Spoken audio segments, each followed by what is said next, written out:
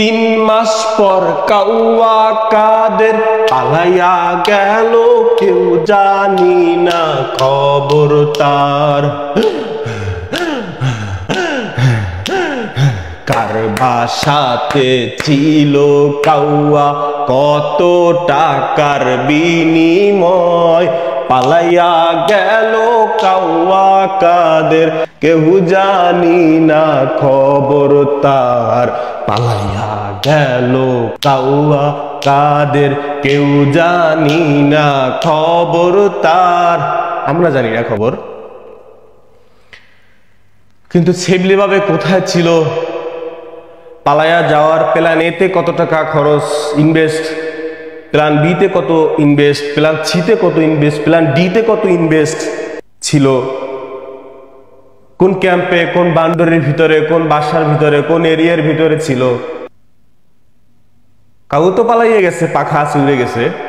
কাফির বাড়িতে এভাবে মধ্যরাতে কে বা কাহারা আগুন ধরিয়ে তার বাড়িটা ছারখার করে দেয়। এই সেই কাফি যিনি সবসময় স্বৈরাচারের বিরুদ্ধে কুকুর নিয়ে বা বৈষম্য বিরোধীর আন্দোলনের সামিল ছিল, সবসময় প্রতিবাদ করেছে।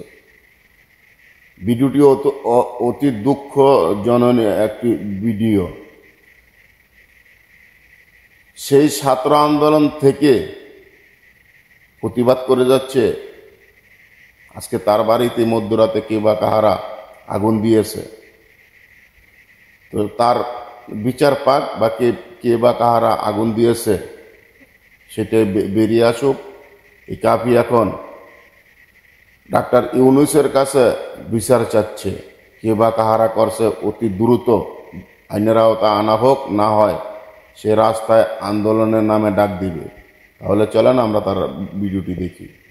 ভাই, এটা দিনের মতো পরিষ্কার। আমি 32 নম্বরে বুলডোজারের সামনে দাঁড়িয়ে আছি, হাসিনা লজ্জায় বাঁচিনা আমি স্লোগান দিছি। আপনারা দেখেছেন আমি বরিশাল বিশ্ববিদ্যালয়ের সামনে স্লোগান দিছি। তারাই তো বলছে 32 নম্বর যারা পুরাইছে তাদের ঘর বাড়ি পুরাই দেওয়া হবে। দিনের মতো পরিষ্কার তাই হয়েছে। 32 পোড়ানোর প্রথম তাদের পোড়ানো হয়েছে কাফির বাড়ি। এটা এই সরকারের ব্যর্থতা। আমি চাই এই সরকারের হাতকে আরো শক্তিশালী করা হোক। যদি সে না পারে ছাইরে দিয়া আস্তে করে বলুক, দেশের মানুষ বিপ্লবী সরকার গঠন করুন। আপনি যে সময় আন্দোলন সংগ্রাম করতেন সে সময় তো আসলে দেশের পরিস্থিতি খুবই খারাপ ছিল, সে সময় আগুন দেওয়া হয়, এখন কেন আগুন দেওয়া এই বিষয়ে? এটা তো সরকারের ব্যর্থতা। যারা পলাতক, যারা নিষিদ্ধ, তারা ক্ষমতায় তো আসতে পারে নাই। সেই অবস্থায় যদি দেশের মানুষের এভাবে, আমরা যারা ফ্রন্টে থেকে আন্দোলন করছি তাদেরকে, এবং গাজীপুরেও দেখবেন, এবং উপদেষ্টা নাহিদ ভাই, আসিফ ভাই, তাদের সচিবালয়েও তো আগুন দেওয়া হয়েছে। এই সরকারের ব্যর্থতা আমি মনে করি। আমার আলটিমেটাম 7 দিন। আমি 7 দিনের মাথায় রাজপথ দাঁড়াবো যদি বিচার না করা হয়, আমার ঘর যদি পূর্ণভাবে গঠন উঠানো শুরু না হয়। আমি ভাই, আপনি সরাসরি সন্দেহ করেন কিনা? আমি ভাইয়া মিথ্যা কথা বলতে পারবো না। আমি কার নাম বলে কাকে বিপদে ফেলবো? আমি কাউকে নাম বলার কোনো আমার ইয়া নাই। আমি এটা তো পরিষ্কার, আমি ধানমন্ডি 32-এর সময় উপস্থিত ছিলাম। আমি গিয়া জুলাই আগস্টে বরিশাল বিশ্ববিদ্যালয়ের সামনে ছিলাম। কারা আমার শত্রু এটা তো আপনারাও জানেন, কারা শত্রু এটা আপনারাও জানেন।